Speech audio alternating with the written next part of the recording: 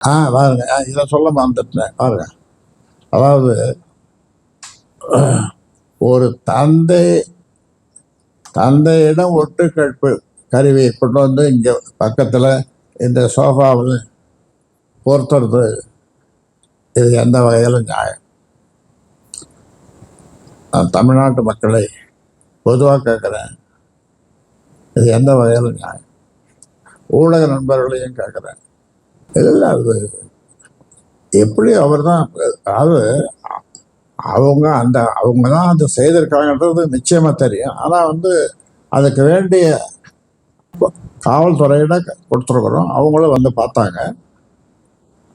காவல்துறை, எங்கள் கிளிநூர் இன்ஸ்பெக்டர் அந்த அம்மையார் வந்து பார்த்தாங்க.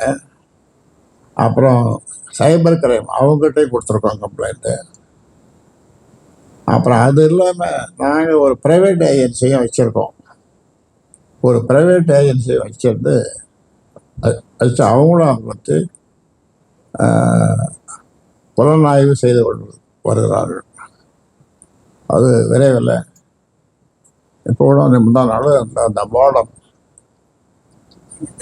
கோட்டக்குப்பம் டிஎஸ்பி கேட்டார்னு அதை கொண்டு போய் கொடுக்க சொன்னேன். மோடம் அங்கே கொண்டு போய் அவர்கிட்ட கொடுத்தாச்சு. இப்படி அது ஒரு பக்கம். நீங்கள் சொல்லுங்கள், தந்தைக்கே ஒட்டு காக்கிற கழுவி வச்ச உலகத்தில் எங்கேயாவது நடந்திருக்கா?